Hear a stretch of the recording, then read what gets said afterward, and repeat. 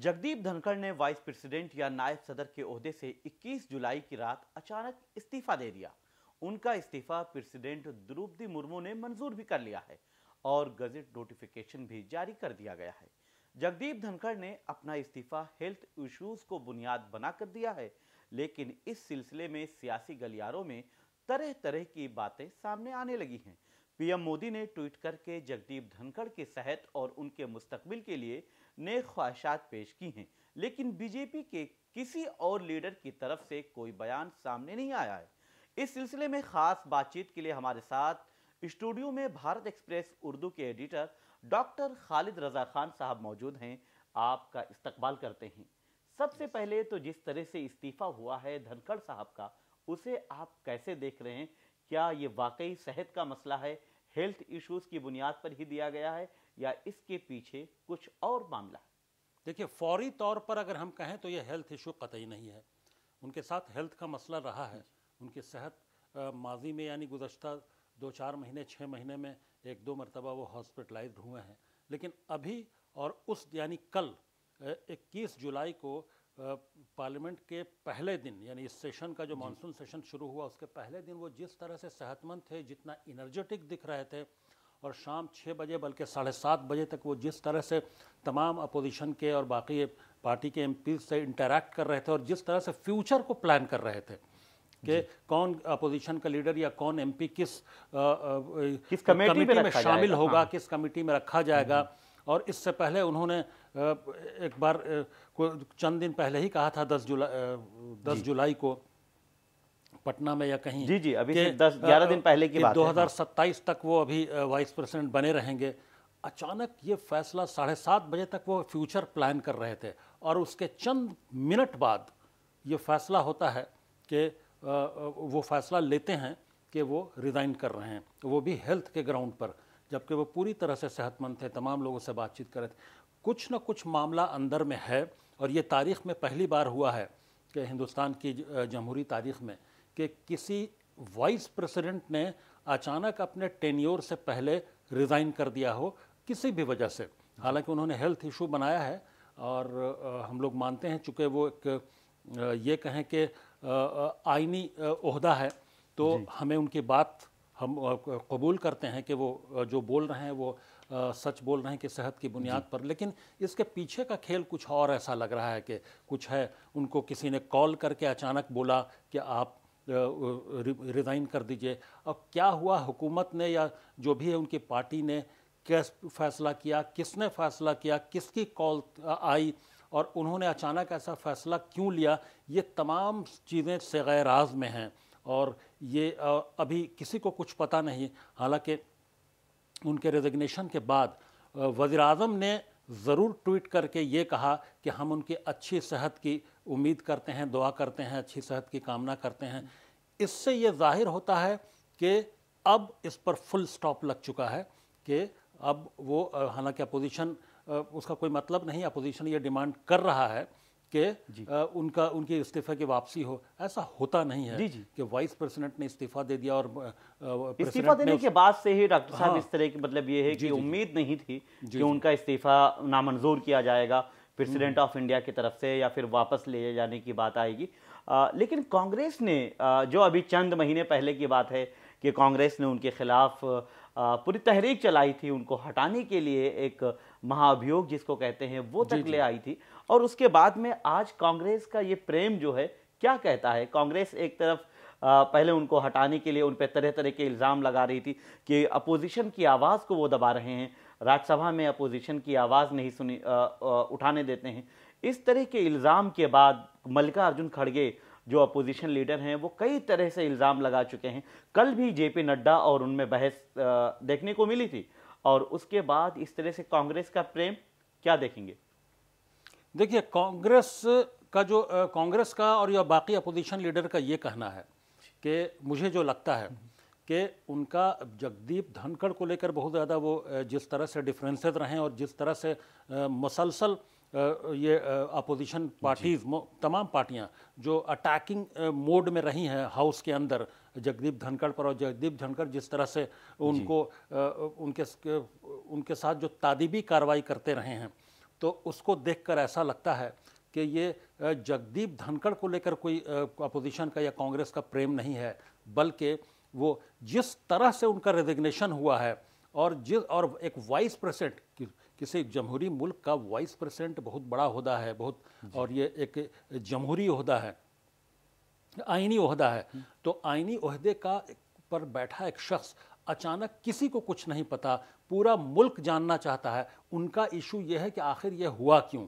उनका रेजिग्नेशन अगर हुआ है तो उसकी तमाम जो सही वजूहात हैं वो सामने आए। हेल्थ इशू जो उन्होंने बताया है, इससे अपोजिशन भी वो कन्विंस्ड नहीं है कि वो हेल्थ इशू, क्योंकि तमाम अपोजिशन लीडरान, जिसमें जयराम रमेश ने भी ट्वीट करके कहा कि 7:30 बजे शाम तक मुसलसल वो जगदीप धनखड़ के राब्ते में थे और उनसे बातचीत कर रहे थे। 6 बजे तक तो उन्होंने, जिसको कहते हैं कि ज़ाती तौर पर इन पर्सन मुलाकात की है कई अपोजिशन के लीडरान से, और 7:30 बजे फ़ोन पर उनसे बातचीत हुई है।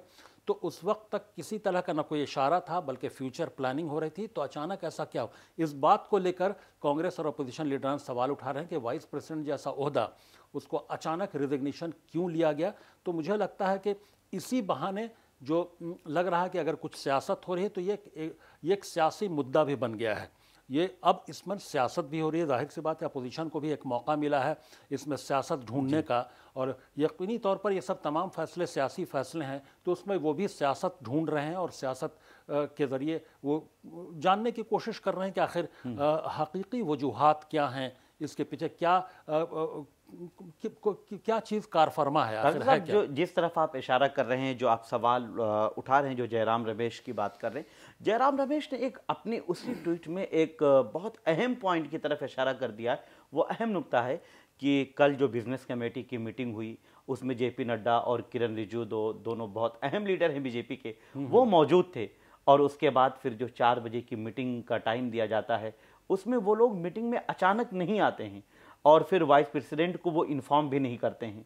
और उसके बाद फिर वो मीटिंग आज के लिए, जब हम बात कर रहे हैं, आज दोपहर 1-1:30 बजे के लिए उस मीटिंग को दोबारा टाइम फिक्स किया गया था। लेकिन क्या ये जो इशारा कर रहे हैं, तो जेपी नड्डा की तरफ उनका इशारा है कि जेपी नड्डा मीटिंग में नहीं आए। और उससे पहले एक पार्लियामेंट में, राज्यसभा में भी बहस हुई थी, जब मल्लिकार्जुन खड़गे बहस कर रहे थे और वो मुतालबा कर रहे थे कि हाउस का आज पहला दिन है और चलने दिया जाए।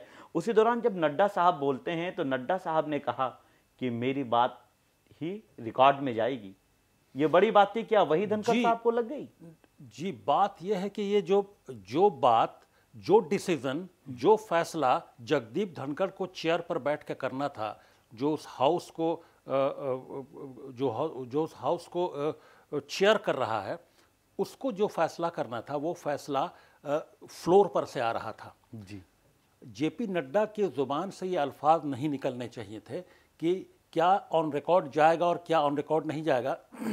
ये जेपी नड्डा रिक्वेस्ट कर सकते हैं चेयर से, जेपी नड्डा ये फैसला सादिर नहीं कर सकते।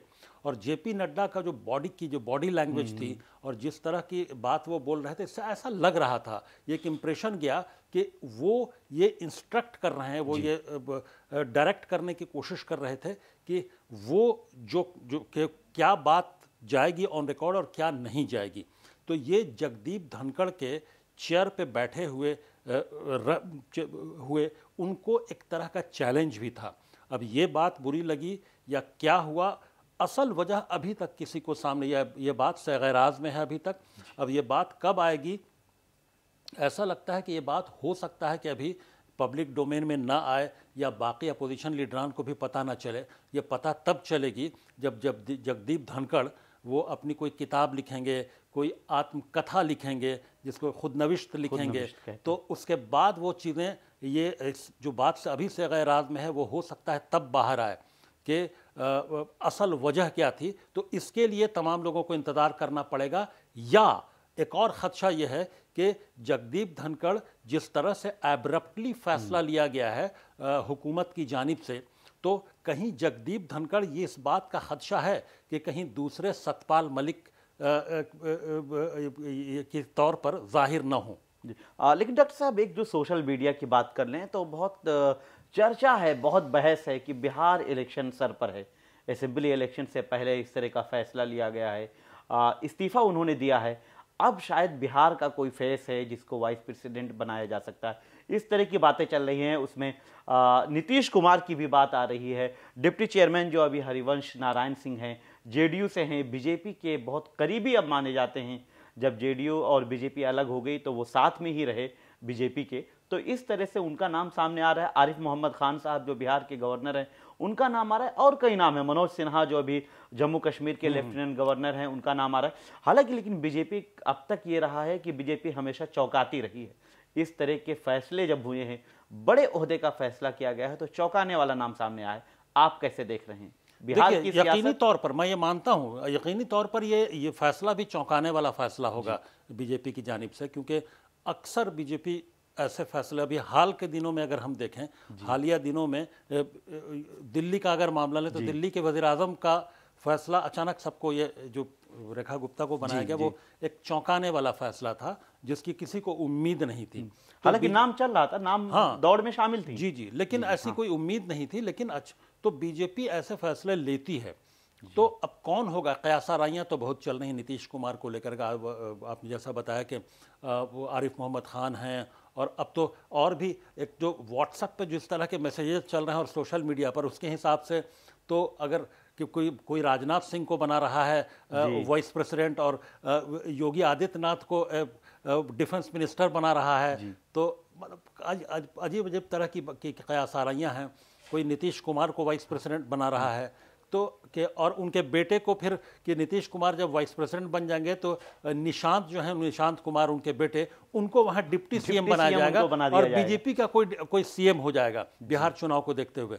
तो देखिए, कयासाराइयाँ अलग अलग तरह की चल रही हैं। जितने एनालिस्ट हैं, जितने ऑब्जर्वर्स हैं, उनके हिसाब से अपनी अपनी एनालिसिस है, और ये सब चीज़ें सोशल मीडिया पर गर्दिश कर रही हैं जी। लेकिन फैसला बीजेपी को लेना है, और बीजेपी जो फैसला लेगी यकीनी तौर पर वो चौंकाने वाला फैसला होगा जी। यह मुझे भी ऐसा लगता है जी। लेकिन डॉक्टर साहब, जिस तरह से ये पूरी सियासत हो रही है, अखिलेश यादव ने कहा है कि धनखड़ साहब की सेहत के लिए हम दुआ करते हैं। दूसरी पार्टियों के लीडरान जिनका आपने जिक्र किया कि अपोजिशन के लीडरान जिस तरह से बात करें, लेकिन कांग्रेस पूरी तरह से सरकार की तरफ निशाना साध रही है और सरकार पर सवाल उठा रही है और उस तरफ ले जाने की कोशिश कर रही है।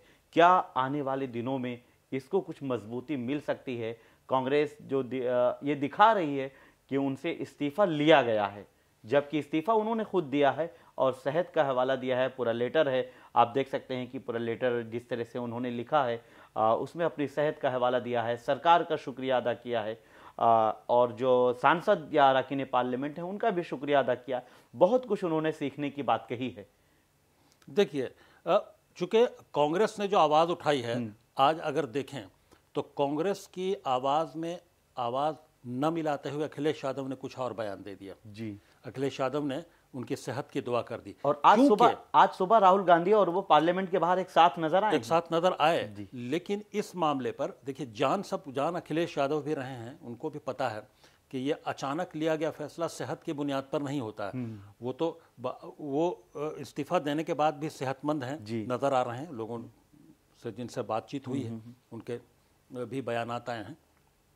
लेकिन चूंकि वो आईनी ओहदे पर फायज थे, तो उन्होंने जो वजह बताई है, जो वजूहात बयान की हैं और जो वजूहात अपने इस्तीफे में लिखे हैं उन्होंने, उसको ये माना जाता है कि जो आईनी ओहदे पर बैठा हुआ शख्स है वो सच बोल रहा है। और उसको सच मान करके कई लीडरान ये कह रहे हैं, और वज़ीर आज़म ने उसी का हवाला देते हुए ये कहा है कि चूंकि वो एक आईनी ओहदे पर हैं, वो जो बोल रहे हैं वो सच बोल रहे हैं, और वो यही वजह उसको मान लिया जाता है। तो बहुत सारे लीडरान इस लाइन पर भी खड़े हैं कि वो उन्होंने सेहत का हवाला दिया है, तो लोग सेहत की दुआएं कर रहे हैं उनकी। लेकिन तमाम लोगों की कयासाराइयाँ जो हैं वो ये है कि इसके पसे पर्दा वजह कुछ और है ये। और हमें भी लगता है कि अचानक ऐसा फैसला लेने की उन्होंने क्यों लिया, क्योंकि इसका जवाब पूरी जमहूरियत में सबको जानने का हक है। सब लोग इसके लिए बेचैन भी हैं। एक तरह की बेचैनी है कि वजह क्या है, लोगों को जानने का हक है, लोग जानना भी चाहते हैं। लोगों के अंदर एक तरह की क्यूरियोसिटी पैदा हो जाती है और जब तक उसका जवाब नहीं मिलेगा एक बेचैनी रहती है। और इसका जवाब कब मिलेगा, वो ये मेरा अंदाज़ा है कि इसका जवाब तभी मिलेगा जब वो अपनी खुद नविश्त लिखेंगे, या एकदम हकीकी जवाब, या फिर वो कोई कहीं ऐसा नहीं कि कोई किसी तरह की नाराज़गी हो तो कोई बाग़ियाना तेवर इख्तियार कर लें या कोई बाग़ियाना रुख इख्तियार कर लें। अब मुझे कुछ नहीं पता, ये हालांकि बागी होने का इम्कान बहुत कम है। हमारा ये अंदाज़ा है, ये हम लोग अंदाज़ा जर्नलिस्ट के तौर पर हम लोग अंदाज़ा ही लगा सकते हैं। लेकिन हकीकी बात अगर वो चाहेंगे तो खुद नविश्त में ही आ सकती है। उसके पहले मुझे लगता है तमाम लोग कयासाराइयाँ करते रहेंगे जिसको कहते हैं, और वो परमुटेशन कॉम्बिनेशन का खेल चलता रहेगा। इल्ज़ामात और उसके बाद काउंटर उसको करने की कोशिश की जाएगी, लेकिन असल वजह शायद ना आ पाए। डॉक्टर साहब, आखिरी सवाल, वक्त की कमी है। आरजेडी इस बात का दावा कर रही है कि दूसरा इस्तीफा जो है वो नीतीश कुमार का होने वाला है, क्योंकि उनको वाइस प्रेसिडेंट बनाया जा सकता है। वहीं बिहार में जो वजीर हैं नीरज कुमार सिंह बबलू, वो कह रहे अच्छी बात है, नीतीश कुमार को अगर प्रेसिडेंट बनाया जाता है, कई और वाइस प्रेसिडेंट बनाया जाता है, माफ कीजिए, तो अच्छी बात होगी। इस तरह की बयानबाजी, लेकिन जेडीयू बैकफुट पे चली गई है। जेडीयू कह रही है नहीं, नीतीश कुमार की ही नेतृत्व में या क़यादत में ही बिहार का इलेक्शन लड़ा जाएगा। देखिए, नीतीश कुमार की क़यादत में लड़ा जाएगा, ये जेडीयू के अगर कोई लीडर बोल रहे हैं तो ये पटना की और बिहार के कई शहरों में दीवारों पर ये चस्पा हो चुका है, ये नारा कि अब कुछ नारा ऐसा कि 2030 फिर से नीतीश जी, जो 2025 में हाँ, 2025 से 30 फिर से नीतीश हाँ। और ये नारा जब चस्पा हो चुका है दीवारों पर और होर्डिंग्स पर, तो इसके बाद अगर नीतीश कुमार का इस्तीफा होता है तो फिर जेडीयू या बीजेपी या जो एनडीए है, ये कैसे डिफेंड कर पाएंगे अपने आप को एक ठीक इलेक्शन से पहले एक नया चेहरा सामने लाकर। ये यकीनी तौर पर अगर जेडीयू से जो आरजेडी का दावा है उस हिसाब से अगर हम इस बात को स्पेकुलेट करें तो ये कि कोई नया चेहरा आएगा सीएम के तौर पर, और यकीनी तौर पर जेडीयू से नहीं होगा, वो बीजेपी का कोई चेहरा होगा।